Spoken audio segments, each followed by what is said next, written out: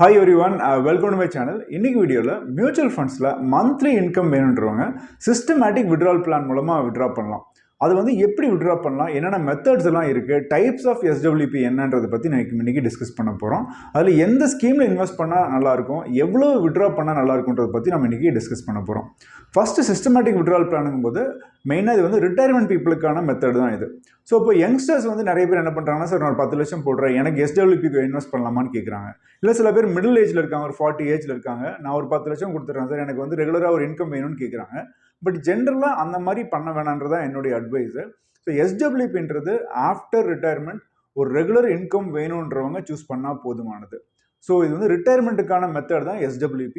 நீங்கள் யங்ஸ்டர்ஸோ இல்லை மிடில் ஏஜில் இருக்கிறவங்களோ நீங்கள் வந்து SWP நீங்கள் ஆஃப் பண்ணீங்க அப்படின்னா நீங்கள் வந்து மணி உங்களுக்கு ரெகுலராக இன்கம் வரும், அதில் எந்த பிரச்சனையும் இல்லை. ஆனால் உங்கள் மணி வந்து க்ரோ ஆகாது.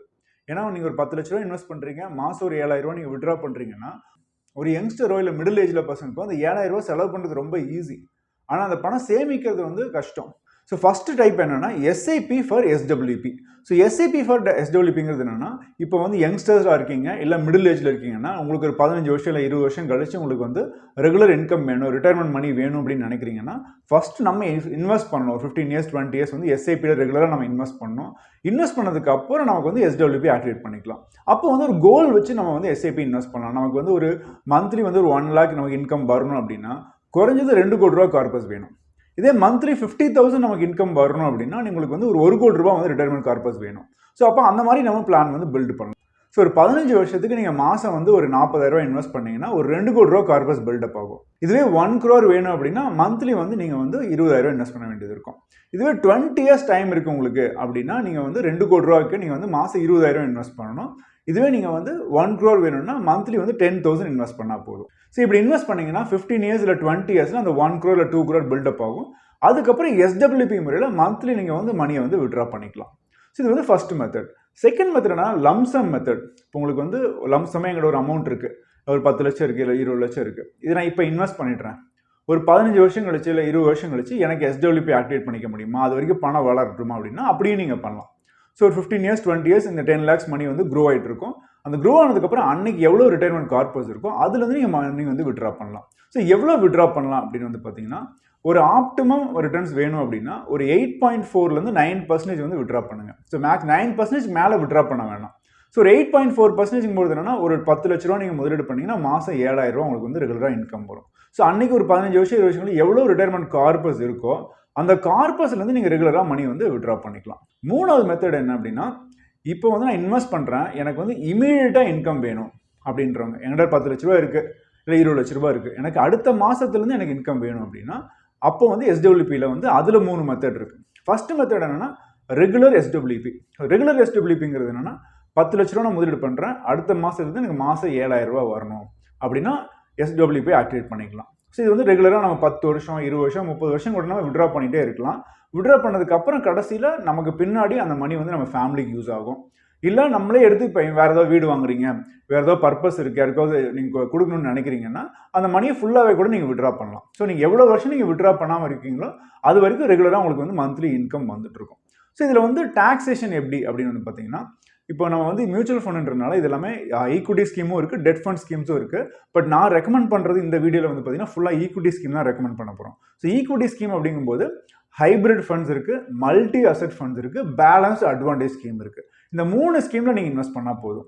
ஸோ 3 ஃபண்ட்ஸு, ஒன்று multi asset fund, aggressive hybrid fund R balance advantage fund. இந்த 3 ஸ்கீமில் நீங்கள் இன்வெஸ்ட் பண்ணால் போதும். ஒவ்வொரு கம்பெனியும் இந்த 3 ஸ்கீமே இருக்குது. ஸோ இந்த 3 ஸ்கீமில் வந்து பார்த்தீங்கன்னா ஈக்விட்டி டாக்ஸேஷன் வந்து அப்ளிகபிள் ஆகும். ஸோ ஈக்விட்டி டாக்ஸேஷன் எப்படி ஒர்க் ஆகுதுன்னு வந்து பார்த்தீங்கன்னா, நீங்கள் வந்து ஃபஸ்ட் இயர்லேருந்தே விட்ரா பண்ணுறீங்க, 10 லட்ச ரூபா இன்வெஸ்ட் பண்ணுறீங்க, மாதம் 7,000 ரூபா விட்ரா பண்ணுறீங்க அப்படின்னா அந்த ஃபஸ்ட் இயருக்கு வந்து பார்த்தீங்கன்னா short term capital gain tax வரும். So short term capital gain டேக்ஸுங்கிறது 15% வரும். 15% லாபத்துக்கு தான் 15% வரும். ஸோ 10 லட்ச ரூபா நீங்கள் முதலீடு பண்ணுறீங்கன்னா முதல் மாதம் தான் 7,000 ரூபா நீங்கள் விட்ரா பண்ணிங்கன்னா டாக்ஸேஷன் ஆங்கிளில் பார்க்கும்போது இது ரிடம்ஷனாக தான் கன்சிடர் ஆகுது.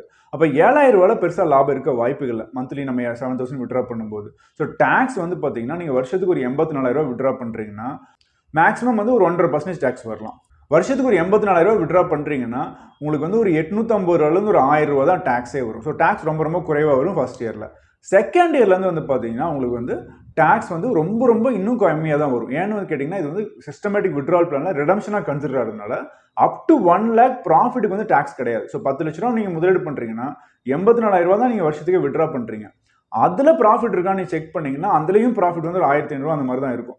ஸோ அப்போ வந்து உங்களுக்கு டேக்ஸ் வந்து ரொம்ப குறைவாக தான் வரும். பட் எப்போ டேக்ஸ் வரும் அப்படின்னு வந்து பார்த்தீங்கன்னா நீங்கள் வந்து 10 லட்ச ரூபா முதலீடு பண்ணுறீங்க, ஒரு 10 வருஷம் கழிச்சு இல்லை 20 வருஷம் கழிச்சு அன்னைக்கு ஒரு 17 லட்ச ரூபா 20 லட்ச ரூபா விட்ரா பண்ணுறீங்கன்னா அன்னைக்கு வந்து டோட்டலாக இன்வெஸ்ட்மெண்ட்ல எவ்வளோ ப்ராஃபிட் இருந்துச்சு, எவ்வளோ விட்ரா பண்ணீங்க அதெல்லாம் கேல்குலேட் பண்ணிட்டு அப் டு 1 lakh ப்ராஃபிட்டுக்கு டேக்ஸ் கிடையாது. அதுக்கு மேலே வர்ற ப்ராஃபிட்டுக்கு ஒரு 10% வந்து டேக்ஸ் பே பண்ண வேண்டியது இருக்கும். ஸோ இது வந்து கம்பேரிட்டிவ்லி மற்ற இன்வெஸ்ட்மெண்ட்டில் நீங்கள் ஃபிக்ஸட் டெபாசிட் இன்வெஸ்ட் பண்ணுறீங்க, இன்சூரன்ஸ் இன்வெஸ்ட் பண்ணுறீங்க, அப்போ அதெல்லாம் வந்து உங்களுக்கு மெச்சூரிட்டி வந்து பார்த்தீங்கன்னா சில இடங்களில் டேக்ஸ் ஃப்ரீயாக இருக்கும். ஆனால் நீங்கள் பென்ஷனாக விட்ரா பண்ணும்போது அந்த பென்ஷனில் வர இன்கம் வந்து உங்களுக்கு டேக்ஸபிள் இன்கமில் வரும். ஒரு எக்ஸாம்பிள் நீங்கள் இன்சூரன்ஸில் போடுறீங்க, இன்சூரன்ஸில் பென்ஷன் ஸ்கீம்ஸில் நீங்கள் போடுறீங்கன்னா அந்த பென்ஷன்லேருந்து வரக்கூடிய இன்ட்ரெஸ்ட் வந்து உங்கள் இன்கமில் ஆட் ஆகும். அப்போ உங்களுடைய டேக்ஸ் பிராக்கெட் உங்களுடைய வருமானம் வந்து 5 லட்சத்துலேருந்து 10 லட்சத்துக்குள்ளே இருக்குது அப்படின்னா 20% வந்து இந்த இன்ட்ரெஸ்ட்டுக்கு டேக்ஸ் பே பண்ணுவீங்க. இதே உங்களுடைய வருமானம் 10 லட்சத்துக்கு மேலே இருக்குது அப்படின்னா நீங்கள் 30% வந்து நீங்கள் டேக்ஸ் பே பண்ணுவீங்க. ஸோ நீங்கள் இன்சூரன்ஸில் பென்ஷன் ஸ்கீமை போகிறத விட இந்த மாதிரி மியூச்சுவல் ஃபண்ட்ஸில் வந்து சிஸ்டமேட்டிக் விட்ரால் பிளானில் போகும்போது டாக்ஸேஷன் ரொம்ப குறைவு. ஸோ 10% தான் டேக்ஸ் வரும். அதுவும் அப் டு 1 lakh ப்ராஃபிட்டுக்கு டேக்ஸ் கிடையாது. ஸோ டாக்ஸேஷன் ஆங்கிளில் மியூச்சுவல் ஃபண்ட்ஸுக்கு எட்ஜ் இருக்குது. அது மட்டும் இல்லாமல் உங்களுக்கு ரிட்டர்ன் பொட்டன்ஷியலும் பெட்டராக இருக்குது. ஸோ இமீடியட்டாக எஸ்டபிள்யூபி வேணுன்றவங்க 10 lakhs நீங்கள் இன்வெஸ்ட் பண்ணுறீங்க அப்படின்னா அதுக்கு வந்து மந்த்லி 7,000 ரெகுலராக வந்துட்டு இருக்கும். ஒரு 10 years கழிச்சு நீங்கள் போதும் எனக்கு பணம் வேணும் அப்படின்னு நீங்கள் நினைக்கிறீங்க அப்படின்னா அன்னைக்கு எவ்வளோ மணி க்ரோ ஆகிருக்கும். மந்த்லி நம்ம வந்து 7,000 விட்ரா பண்ண போக ஒரு 10 years கழிச்சு நீங்கள் செக் பண்ணிங்கன்னா டோட்டலாக வந்து வருஷத்துக்கு 84,000 ரூபா, 10 வருஷத்துக்கு ஒரு 8,40,000 நீங்கள் வந்து விட்ரா பண்ணியிருப்பீங்க.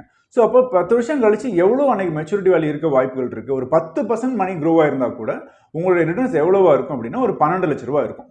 இதே நீங்கள் 20 வருஷம் பணத்தை எடுக்கவே இல்லை, மந்த்லி மட்டும் விட்ரா பண்ணிகிட்டே இருக்கீங்க, ஆனால் நீங்கள் வந்து 20 வருஷம் கழிச்சு கேபிட்டல் ஃபுல்லாக விட்ரா பண்ணுறீங்கன்னா ஒரு 17 லட்ச ரூபாயா மணி வந்து க்ரோ ஆயிரும். ஸோ இந்த ஃபண்டில் வந்து 10% வந்து ரிட்டர்ன்ஸ் நம்ம அசியூம் பண்ணியிருக்கோம்.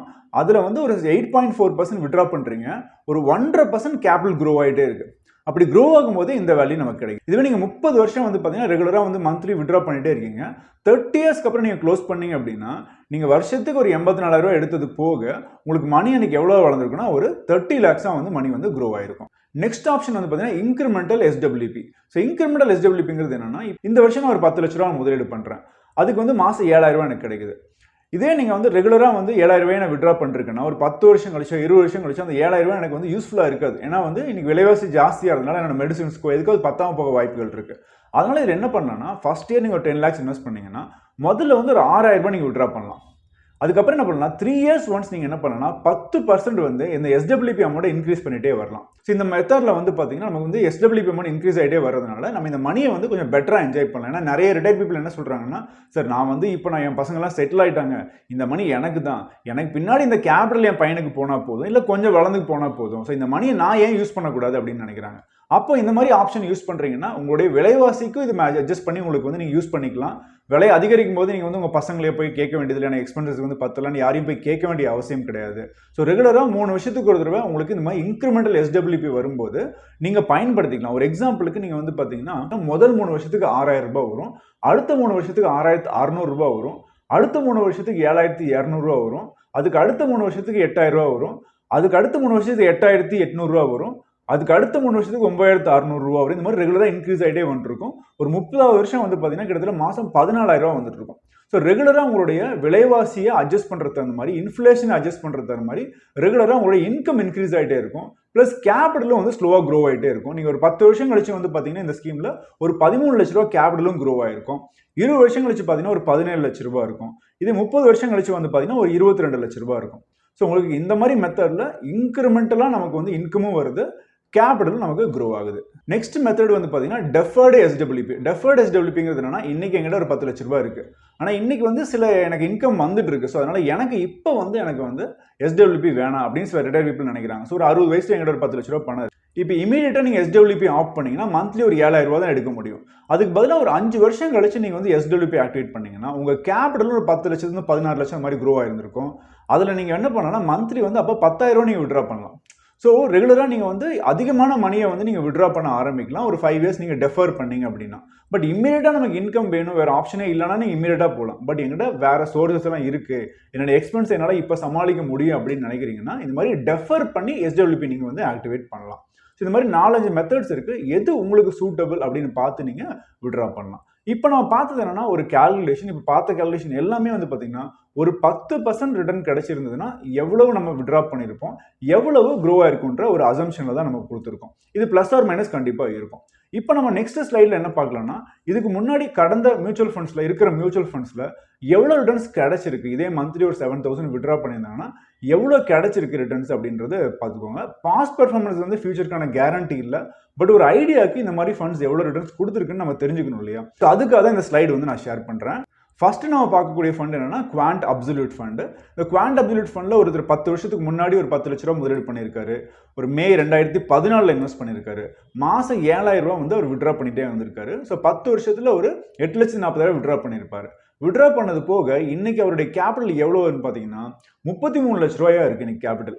எவ்வளோ பர்சன்டேஜ் ரிட்டர்ன் கொடுத்துருக்குன்னா 18.65% வந்து இந்த ஃபண்ட் வந்து பெர்ஃபார்ம் பண்ணியிருக்கு. நெக்ஸ்ட் ஃபண்ட் வந்து பார்த்தீங்கன்னா Kotak multi asset allocator fund. இந்த ஸ்கீமில் பார்த்தீங்கன்னா அதே 10 லட்ச ரூபா இன்வெஸ்ட் பண்ணியிருக்காரு. 8,40,000 டோட்டலாக விட்ரா பண்ணியிருக்காரு. இன்னைக்கு வேல்யூ எவ்வளோன்னு பார்த்தீங்கன்னா 26 லட்ச ரூபா. ஆவரேஜ் ரிட்டர்ன் பார்த்தீங்கன்னா 16.27%. மூணாவது ஃபண்ட் பார்த்தீங்கன்னா கனரா ரொபேகோ ஈக்விட்டி ஹைபிரிட் ஃபண்ட். இதுலேயும் அதே மாதிரி ஒரு 10 லட்ச ரூபா இன்வெஸ்ட் பண்ணவர் 10 வருஷம் கழிச்சு இன்னைக்கு மார்க்கெட் வேல்யூ எவ்வளோன்னா 23,44,000 ரூபா. ஆவரேஜ் ரிட்டர்ன் வந்து பார்த்தீங்கன்னா 15.34%. அடுத்த ஃபண்ட் வந்து பார்த்தீங்கன்னா ICICI pru multi asset allocation fund. இந்த ஃபண்டில் வந்து பார்த்தீங்கன்னா மந்த்லி வந்து 7,000 விட்ரா பண்ணது போக 10 வருஷம் கழிச்சு 24,50,000 ரூபா இருக்குது. ஆவரேஜ் ரிட்டர்ன் பார்த்தீங்கன்னா 15.72%. நெக்ஸ்ட் வந்து பார்த்தீங்கன்னா ICICI prudential equity and debt fund. இதில் வந்து 10 வருஷத்துக்கு முன்னாடி இன்வெஸ்ட் பண்ணவருக்கு இன்னைக்கு 8,40,000 விட்ரா பண்ணது போக இன்னைக்கு எவ்வளோ இருக்குன்னா 30 lakhs இருக்குது. ஆவரேஜ் ரிட்டர்ன் பார்த்தீங்கன்னா 17.6% இருக்குது. இப்போ இந்த சொன்ன 5 ஃபண்டுமே வந்து பார்த்தீங்கன்னா உங்களுக்கு aggressive hybrid category. So aggressive hybrid கேட்டகரின்னு என்னன்னா 65% 75% வந்து ஈக்விட்டிஸில் இன்வெஸ்ட் பண்ணுவாங்க. மீதி 25% 30% என்ன பண்ணுவாங்கன்னா கவர்மெண்ட் பாண்ட்ஸு, கார்பரேட் பாண்ட்ஸு, கொஞ்சம் கோல்டுலாம் இன்வெஸ்ட் பண்ணுவாங்க. ஸோ இப்படி இன்வெஸ்ட் பண்ணுறதுனால நமக்கு என்னென்னா மார்க்கெட்டில் வந்து 100% ஈக்விட்டி, அதாவது நிஃப்டி ஃபண்டு, இண்டெக்ஸ் ஃபண்டு இல்லை லார்ஜ் கேப் ஃபண்டை விட ரிஸ்க் வந்து குறைவு. ஏன்னா மார்க்கெட்டில் ஒரு 25% எப்பவுமே பாண்ட்ஸ்லையும் கோல்ட்லையும் இன்வெஸ்ட் பண்ணிருக்கனால ரிஸ்க் வந்து கொஞ்சம் குறைவு. இருந்தாலும் 70% கொஞ்சம் அக்ரெசிவ் ஃபண்டு தான். எனக்கு வந்து ரிஸ்க் அதிகமாக எடுக்க விரும்பல, எனக்கு வந்து கொஞ்சம் ஒரு சேஃப்டியாக வேணும், ரொம்ப சேஃபாக வேணும் அப்படின்னு நினைக்கிறீங்கன்னா பேலன்ஸ் அட்வான்டேஜ் ஃபண்ட் போகலாம். 100% பேலன்ஸ் அட்வான்டேஜ் ஃபண்டில் போக வேணா. நீங்கள் ஒரு 40 லட்ச ரூபா வச்சிருக்கீங்கன்னா ஒரு 20 லட்ச ரூபா இந்த மாதிரி ஹைபிரிட் ஃபண்டில் போட்டுட்டு ஒரு 20 லட்ச ரூபாய் இல்லை 10 லட்ச ரூபாய் இந்த மாதிரி பேலன்ஸ் அட்வான்டேஜ் ஃபண்டில் போடலாம். So ICICI Prudential balance advantage fund வந்து ரிஸ்க் குறைவு. அதில் எவ்வளோ வந்து இன்வெஸ்ட் பண்ணால் எவ்வளோ கிடைச்சிருக்குன்னு பார்த்தீங்கன்னா இதே 10 லட்ச ரூபாய் இன்வெஸ்ட் பண்ணவருக்கு 8,40,000 விட்ரா பண்ணிட்டாரு. அது போக இன்னைக்கு மார்க்கெட் வேல்யூ எவ்வளோ இருக்குன்னா 16,76,000 இருக்கு. ஆவரேஜ் ரிட்டர்ன் எவ்வளோனா 12.5% வந்து ரிட்டர்ன்ஸ் வந்து கிடைச்சிருக்கு. ஸோ இது எல்லாமே பாஸ்ட் பெர்ஃபார்மன்ஸ் தான். ஃபியூச்சருக்கு இதே ரிட்டர்ன்ஸ் கிடைக்கணும் கேரண்டி கிடையாது.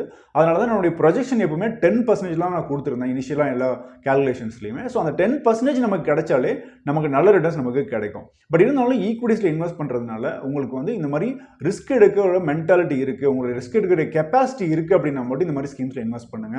இந்த மாதிரி ஸ்கீம்ஸில் இன்வெஸ்ட் பண்ணும்போது 1 year 2 year 3 yearsக்குன்னு இன்வெஸ்ட் பண்ணக்கூடாது. இது எல்லாமே லாங் டேர்ம் 10 years அந்த மாதிரி இன்வெஸ்ட் பண்ணால் தான் உங்களுக்கு வந்து தொடர்ந்து இன்கமும் வந்துட்டு இருக்கும், கேபிட்டலும் உங்களுக்கு வந்து க்ரோ ஆகிறதுக்கான வாய்ப்புகள் இருக்கு. ஸோ அதனால இந்த மாதிரி இன்வெஸ்ட்மெண்ட்ல இன்வெஸ்ட் பண்ணும்போது ப்ராப்பரான கைடன்ஸ்ல ஒரு அட்வைசர் மூலமா இன்வெஸ்ட் பண்ணுங்க. ஒன்று செபி ரெஜிஸ்டர்ட் அட்வைசர் மூலமா இன்வெஸ்ட் பண்ணுங்க, இல்லை மியூச்சுவல் ஃபண்ட் டிஸ்ட்ரிபியூட்டர்ஸ் மூலமா இன்வெஸ்ட் பண்ணுங்க. டைரக்டா இன்வெஸ்ட் பண்ணும்போது இமோஷனலாக மேனேஜ் பண்ணுறது ரொம்ப ரொம்ப கஷ்டம். ஸோ ராங் டைம்ல நம்ம மணியை விட்ரா பண்றதுக்கான வாய்ப்புகள் இருக்கு. அதனால எப்பவுமே ஒரு கைடன்ஸோட இன்வெஸ்ட் பண்ணுங்க. உங்களுக்கு ப்ராப்பரான கைடன்ஸ் வேணும் அப்படின்னா கீழே வாட்ஸ்அப் நம்பர் கொடுத்துருக்கோம், அதுக்கு டெக்ஸ்ட் பண்ணுங்க, எங்க டீம் வந்து உங்களுக்கு கைட் பண்ணுவாங்க. ஸோ இந்த வீடியோ பிடிச்சிருந்தா ப்ளீஸ் லைக் பண்ணுங்க, ஃப்ரெண்ட்ஸுக்கு ஷேர் பண்ணுங்க. தேங்க்யூ ஃபார் வாட்சிங்.